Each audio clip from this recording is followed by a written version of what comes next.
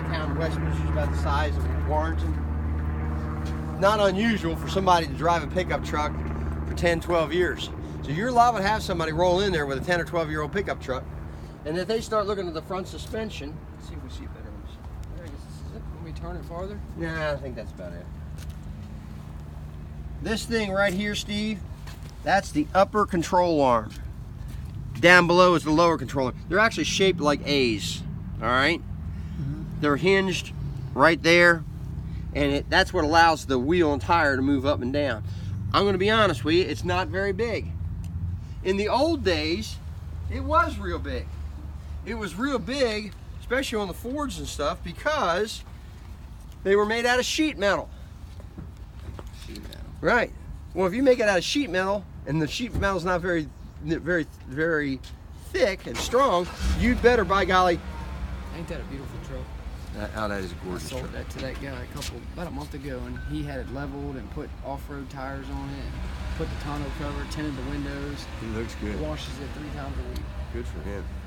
He traded a GMC, a 2016, that only had like 20,000 miles on it. Sweet. That's He a wanted great that color, truck. the Centennial Edition. And that truck, the color pops in the sun, man. The point being, Ford used to use stamped sheet metal. Because they were using stamped sheet metal, you had to make the A-arms really huge. So you're liable to have somebody, old Ford guy going, well, it don't look very big compared to my 1999 or something like that. Well, the reason is the upper control arms don't have to be big to be strong, because instead of stamped sheet metal, they're forged steel. Like a shoehorn, or like a horseshoe. You ain't breaking that thing. Yeah, you're not. Or like a samurai sword that's forged. You ever see that show, Forged in Fire? I've seen the commercials, and I've been. Right. Goldberg It's a hosts pretty that cool don't show. They'll actually start out with a. I thought that show just debuted, or like just. Nah, it's been on like 3 years. They'll start out with a piece of steel, and they got the, and they're hammering it, and like they're making swords and knives and stuff. They cut their stuff, right? Oh, they do. A lot of times they do, and they actually take all the molecules and compress it and compress it and compress it, and make it denser and denser and denser. So yeah, it's not very big, but it's really, really strong. A horseshoe is not very big. I defy somebody to tear one apart because it's forged. Same idea. Upper control arm is forged, the lower control arm is cast. All right, very, very strong. Well, because we can make the A-arms smaller, right? Now we can make the angle of the steering, or the angle of the wheels and tires can be greater because the suspension's not in the way, and that's why we have much better turning radiuses than we used to. And that's why these are more car-like. And that's why, if you go to my neighborhood at the Walmart and a big old truck rolls up, you're just as likely to see a lady pop out of it as a guy. Because in the old days, you had to be a big old bruiser to drive a truck. Not anymore. Nowadays, you're just as likely to see a lovely lady come out of a truck as you are to see a gentleman. So that's the big thing. So that's one of the reasons, because we have forged upper control arms. Makes it easier to steer. Speaking of easier to steer, Electric steering. electrically assisted power steering. Absolutely. Best thing since sliced bread in my opinion. Absolutely.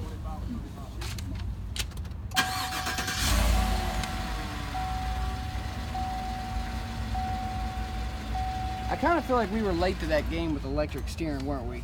Ford's been using it for years. Well, the imports like BMW yeah. and Mercedes used it back in the 90s. We actually had it on Corvette in the 90s. But I think I've been in like 08, 09 Ford F-150s that are so much easier to turn than a 2013 Well, Silverado. it's interesting you would say that. The problem is, those are all still, they were hydraulic power steering.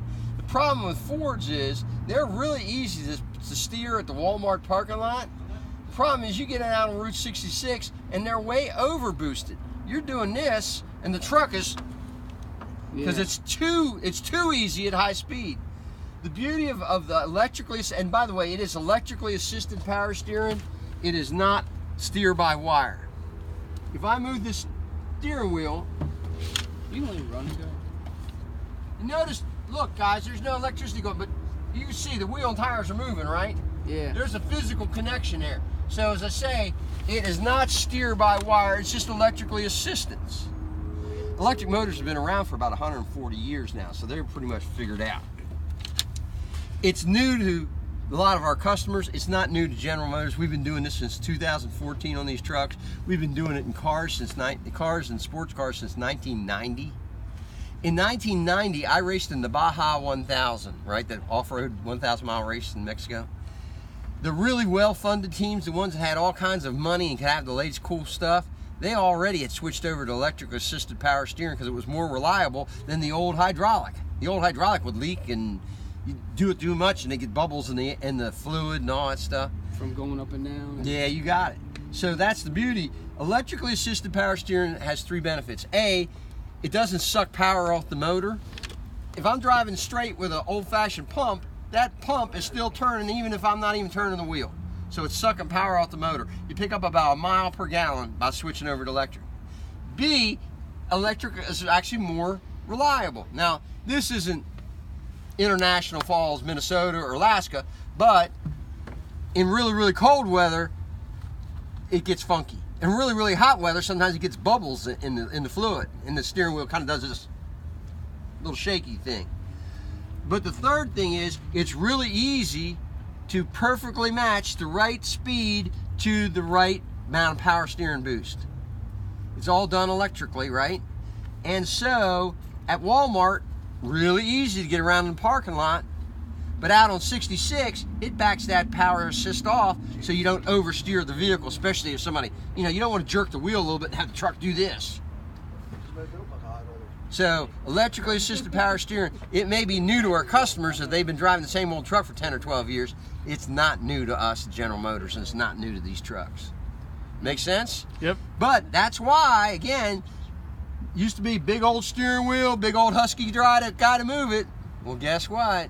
Now, you see a big old truck, maybe it's even jacked up, and out jumps a little gal about 5 foot tall and weighs about 105 pounds soaking wet.